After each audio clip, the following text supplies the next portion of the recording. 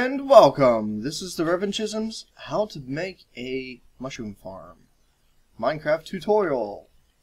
Basically, what you're seeing in front of me is the most efficient way to farm mushrooms.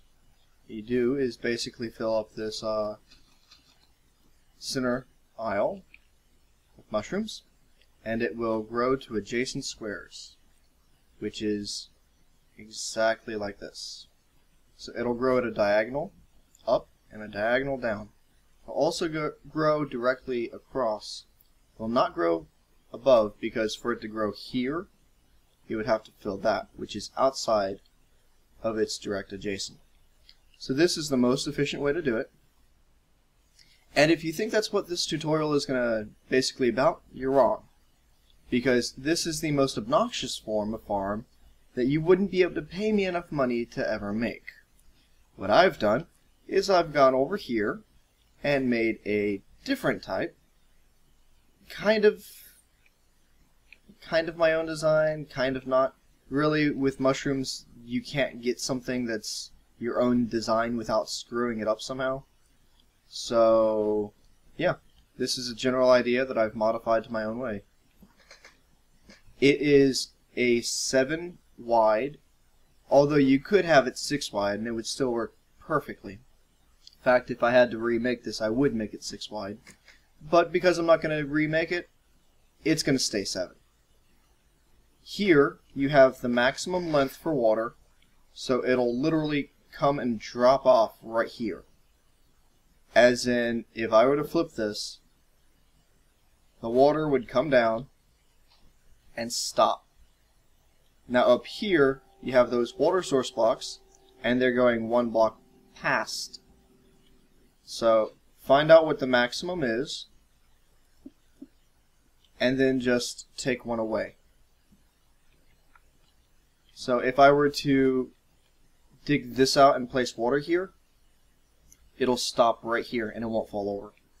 So push it 1 block forward, so it'll push over and you'll get the rest of it. Now you can extend that for as long as you want to. You can make this as deep as you want to.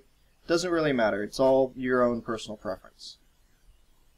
Now what I'm doing here may look familiar with the old tutorial about the wheat farm. It's the exact same idea. Don't let it fool you. Now later on, if you want to be a little bit more resource efficient, I'll show you how to do that too. What we're basically doing is just lining it all with pistons and putting water on top. You don't really have to do it that way, but for the sake of the tutorial, I'm going to. All you really need is 1 here and 1 here. You don't need this, and since this is the middle one, because I said this is 7 wide, you don't really need this. And you don't need this. You just need 1 on each side of the rows that you're planning on planting. So when all is said and done, it's going to look something along the lines of this. So you really only need 4 pistons and 4 water source blocks. Because this right here, these 2 are going to be this row. And these 2 are going to be this row. So, as I said, you could make this 6 wide and it would work perfectly.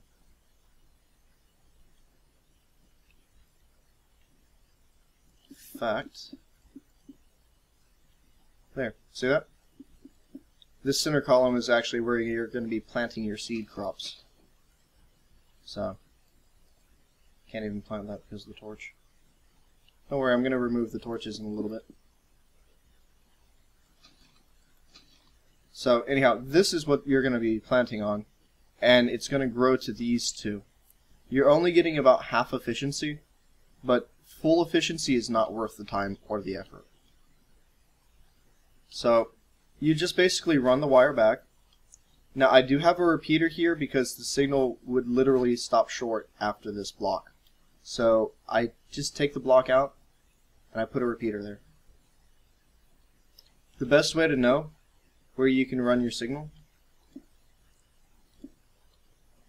is find out where you need to drop down, there and there, and find out where you want your control. Knock those blocks out, and go behind the wall. It's telling me to drop down one, so I drop down one. It's telling me to... that right there is the drop, and that's the control block. So here's my control block. So I just run that this way. Now I do have this going over here, but that controls this water supply. This is not needed. I just have it here for 1 point gathering. So that way I can just stand here and the entire farm will just flow to me. In fact, is that? Yeah, no, that's disabled. Yeah. So let's go into how to make this part work. From your control block, you go over 2 and in 1. And then you come back over 2 more.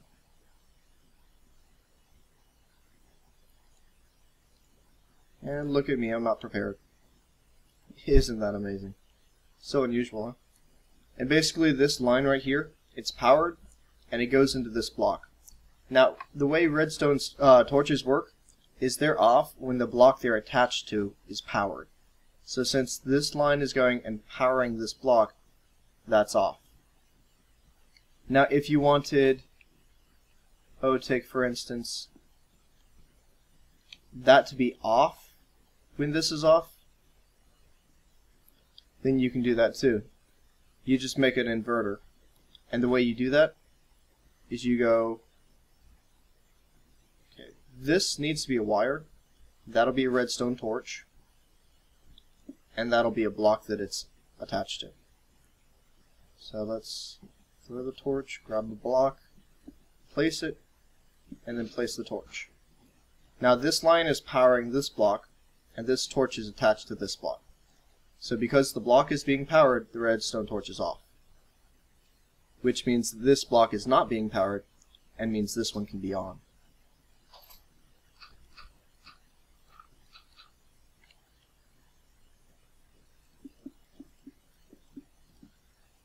So, now when you're placing these blocks, be careful, because you can snip off your wire. If I were to place a block here, it snips it off. But if I were to place a block here, it doesn't. Just be mindful of that. Also, if you don't want mobs to be able to spawn inside your wiring, it might be a good idea to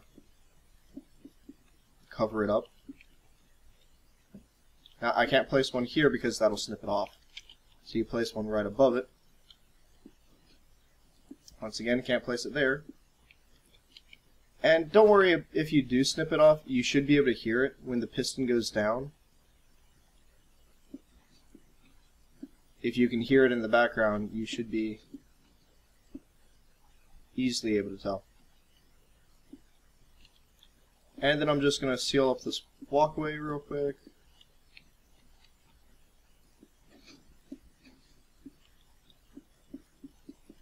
Makes it even easier if you're having an entire cascade of pistons go off.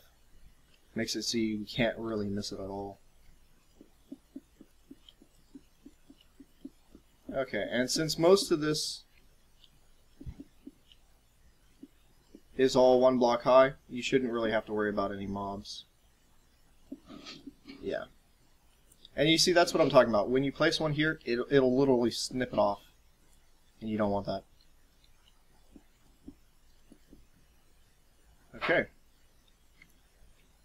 Now, one other important thing is you need to make sure that it's dark.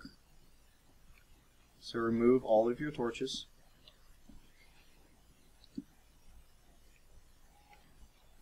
And don't worry if there is a little bit of light. What that is from is that's from your torches and your redstone on the other side.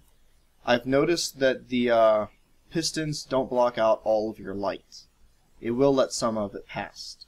So don't worry about it too much. What you could do to help avoid that is just kind of place in blocks like this. I know you probably can't see that, so What am I doing? There we go. Let me light it up just a little bit so you can actually see what's going on here. Remember that design I showed you before the video started? Look at all familiar? So you basically just run your seed lines, and if you wanted to go ahead and give it a boost, go ahead and fill them as much as you can. Don't worry if you don't get all of them. It will literally repopulate itself, and you'll start getting more the longer you let it sit. So.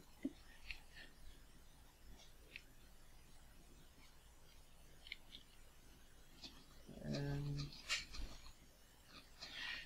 I'm just going to populate these real quick. Yes, you can plant them on anything. It does not need to be dirt.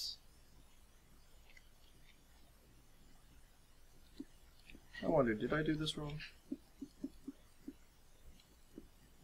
Yeah, I did. I blocked off the water. That's an important thing to remember. Do not block off your water, or you will not be able to harvest it. So instead of placing it here, place it right there. Now the water is going to need to come down here, so you can't place one here. Place one here.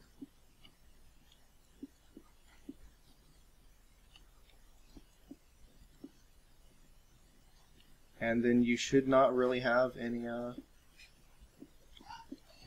2 block tall spaces. That way you don't have to worry about mobs in here.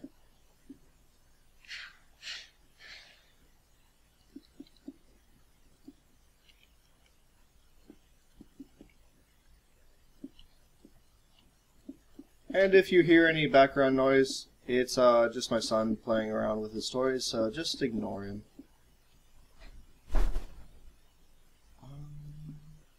Let's throw some light real quick. You need to skip one for the water. It's there. And down. Make sure you get rid of that light. It's going to cause us problems.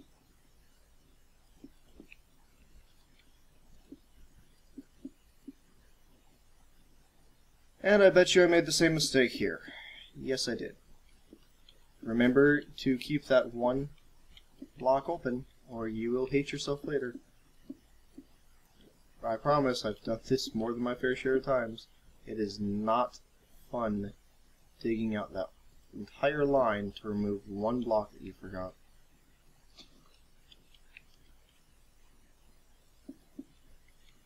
Okay, and skip one. And skip one. Filling up that one too. Just keep some light so you can see what's going on. I know YouTube does not do a very good job of showing darkness.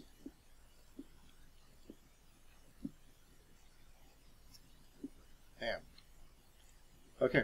Now if you really absolutely wanted total darkness and you don't want to have this hallway, what you could do is block off your seed right like that, and at least that way, even if these don't get the maximum growth, that will ensure that your seed maintains maximum growth.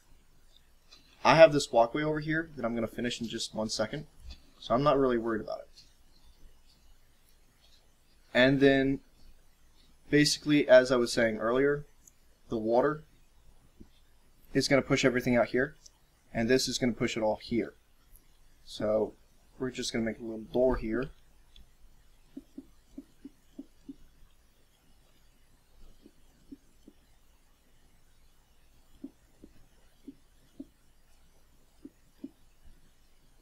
So we should more or less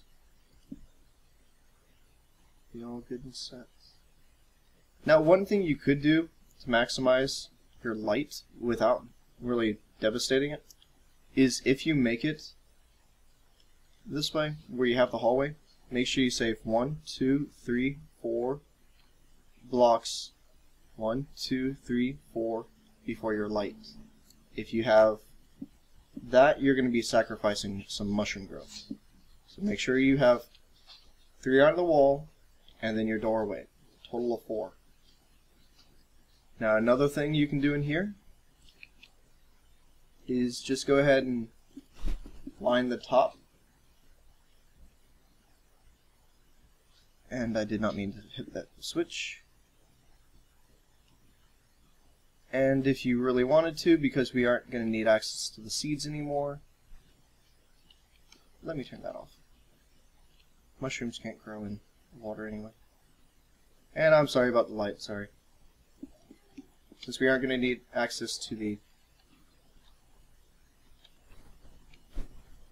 seeds anymore, you can just go like that.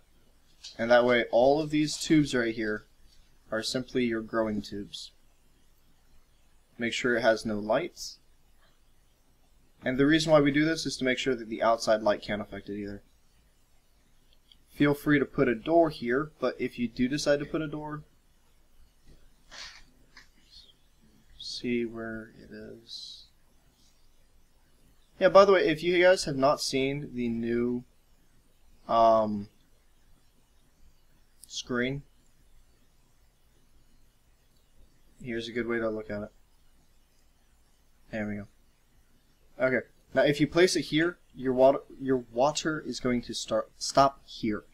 I don't know why I can't say that. Let me try it again. If you put the door here, your water is going to stop here. So that's not a good thing. Let's go ahead and put it here and invert it. That way the water will come here and the door won't stop it. But you'll still have a good door here. And you can place this either here or here, really won't matter. And I just have a stairway here for my convenience. You could have it flat, however you want to. You could even have this a standalone structure. I put it this way because to me sometimes it's easier to dig it out than it is to actually have a standalone. And just flip the lever. All the water from all the tubes will come down, and then the water from that source block will come over and put it all on one central point. You grab it, turn it off. Make sure you turn it off because otherwise mushrooms will not grow. They do not grow on water. They do grow on solid blocks. And then you're done. Otherwise you have to, yeah, that's it. Already got some growth here. Otherwise, you have to worry about dealing with this whole structure, and that's a pain. That's actually why I've been taking so long to put this video out. Because last time I made one, I made it just like this, and it took me. I don't even remember. It was upwards of 7 hours to do it this way, and I didn't have any desire to do mushroom farms after that. It was just so sickening. So if I had to make another mushroom farm, it would be just like this. It would not ever be like this. Even if you don't dig it out of the mountain, if you build a standalone structure for it, it's not worth it to do it this way. I promise you. I promise you. Put my hand on a Bible, I promise you, it's not worth it to do it this way. Anyhow, that being said, I hope you guys enjoyed it. Have fun with the design. See if you can make it any better. If you do, I'd like to see a video. And if you don't, just enjoy it. Till then, I will see you later.